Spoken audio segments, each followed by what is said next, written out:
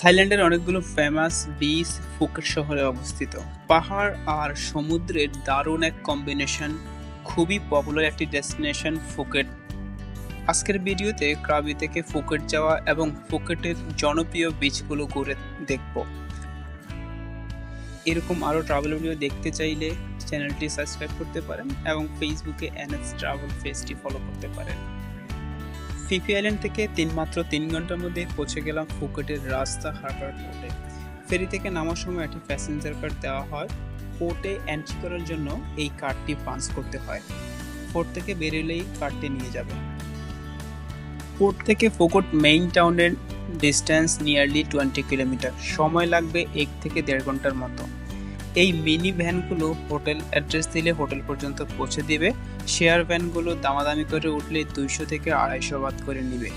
আমাদের হোটেলটি ছিল পাহাড়ের উপরে পাতং বিচের ঠিক পাশেই।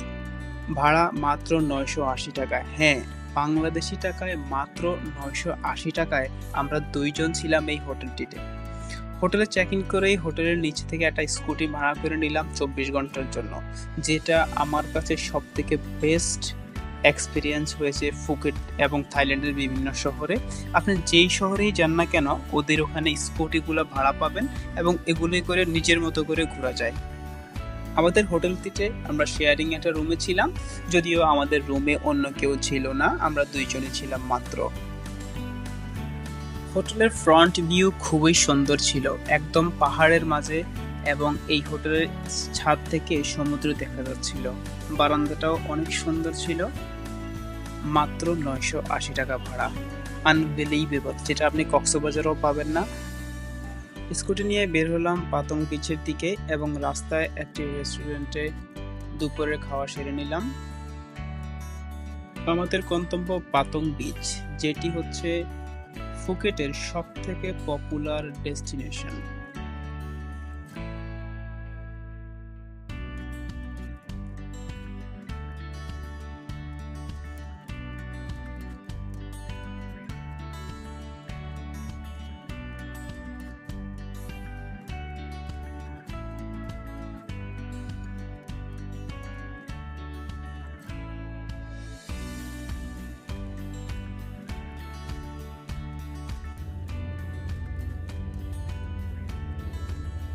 পাতং বিচে ওয়াটার বাইক, প্যারাসেলিং সহ আরও বিভিন্ন ধরনের অ্যাক্টিভিটি করার সুযোগ রয়েছে। ওয়াটার বাইকগুলোর বিশেষত্ব হচ্ছে এগুলো নিজেই ড্রাইভ করা যায়। নর্মালি আমাদের কক্সবাজারে যেটা হয় যে অন্য একজন আপনাকে চালায় নিয়ে যাবে, বাট এখানে হচ্ছে ওরা আপনাকে ফার্স্ট 1 or 2 মিনিট দেখাই দিবে, দেন হচ্ছে নিজেই চালানো যায়। এটা খুবই ভালো লাগছে আমার।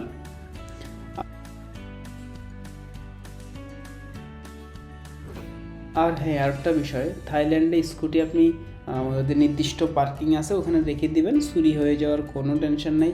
বাট একটা জিনিস মাথায় রাখতে হবে, সেটা হচ্ছে অনেকগুলো বাইক সেম কোয়ালিটি, সো বাইকের নাম্বারটা মনে রাখতে হবে। পাতং বিচটা মূলত 2টা পাহাড়ের মাঝখানে ছোট একটি বিচ, বাট এটি খুবই পরিষ্কার এবং অনেক সুন্দর একটা বিচ।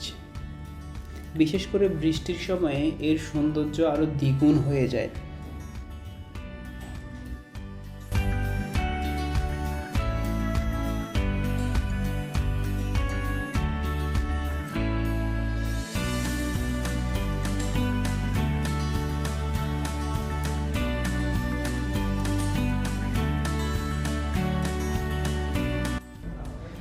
এটি এখানকার বিখ্যাত ওয়াকিং স্ট্রিট, যেটা দিনের বেলায় মনে হবে আপনি কোনো ঘুমন্ত শহরে এসে পড়েছেন, কিন্তু সন্ধ্যার পরে আপনি যদি এখানে আসেন তাহলে আপনি হাঁটার জায়গা পাবেন না। ইভেন বোঝা যাবে না যে দিনের বেলা আমি এই রাস্তা দিয়েই হেঁটে গেছি অনেকবার।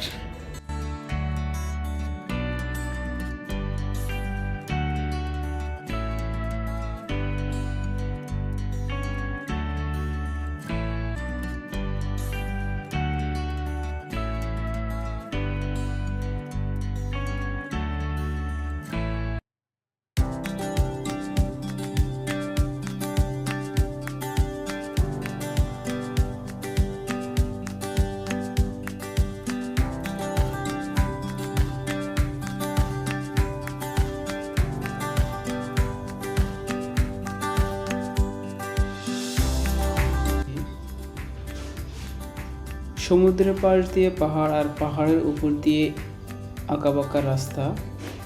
এই রাস্তায় স্কুটি নিয়ে ঘোরা বা বাইক নিয়ে ঘোরার অসাধারণ এক অভিজ্ঞতা। একটু সাবধান থাকতে হবে, বিকজ অনেকগুলো উঁচু নিচু রাস্তা রয়েছে। আর একটু উঁচু পাহাড়ের উপরে গেলে পুরো পাতং বিচটা দেখা যায়। ফুকেট শহরটাই এখান থেকে দেখা যায়, বিচ সহ অসাধারণ এক ভিউ।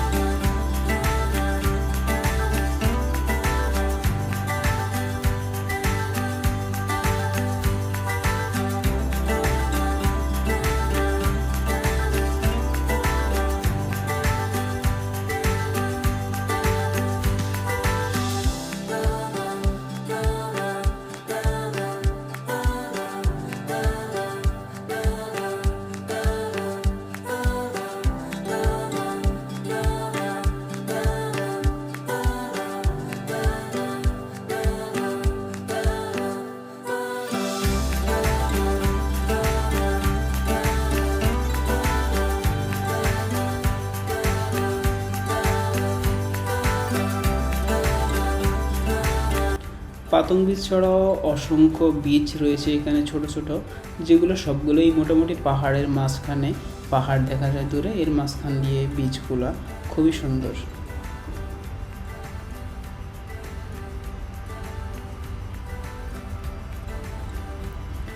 সন্ধ্যা হলে বিচের পাশেই, বাংলা ওয়াকিং স্ট্রিটের পাশেই এখানে সবাই এক্সারসাইজ করে, ছোট বড় সবাই।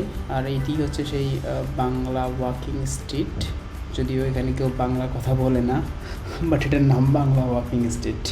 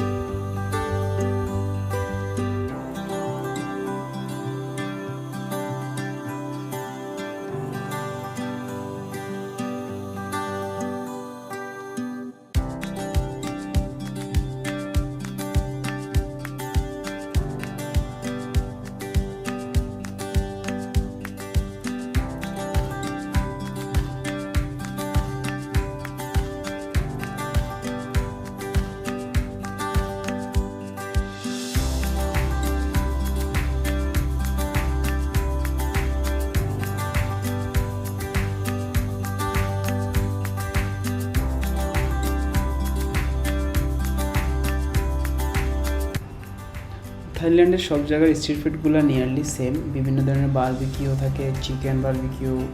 আর একটা জিনিস এখানে আনকমন মনে হচ্ছে, সেটা হচ্ছে চিকেনের লিভার বা যে কলিজা আছে বলি আমরা, কলিজা বারবিকিউ ওরা সেল করে।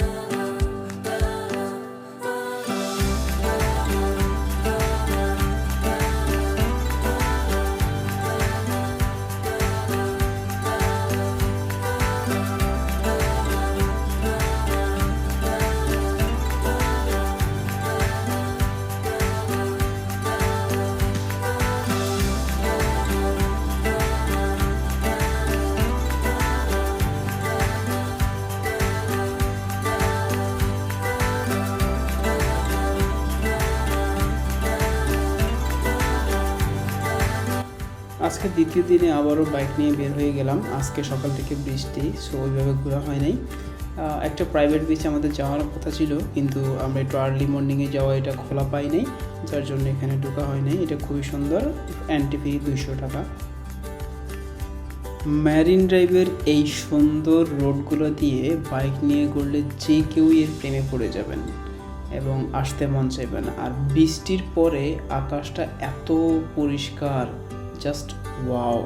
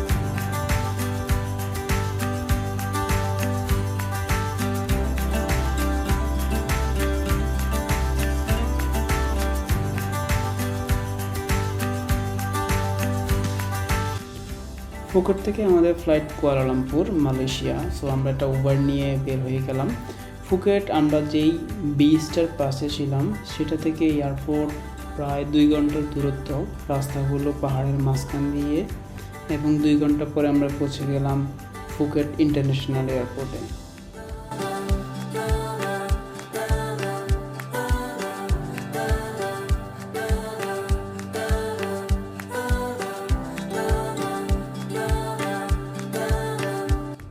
ফুকেটের সব কিছুই মোটামুটি রিজনেবল প্রাইসের মধ্যে ছিল, হোটেল থেকে শুরু করে স্কুটি, খাবার দাবার সবই। কিন্তু একটা জিনিস আমার কাছে একটু বেশি মনে হয়েছে ভাড়া, সেটা হচ্ছে উবার বা গ্র্যাবে যেই প্রাইভেট কারগুলো রেন্ট করা হয় এগুলোর ভাড়া একটু আমার কাছে বেশি মনে হয়েছে। বাকি সবগুলোই মোটামুটি কনভিনিয়েন্ট প্রাইসের মধ্যে ছিল।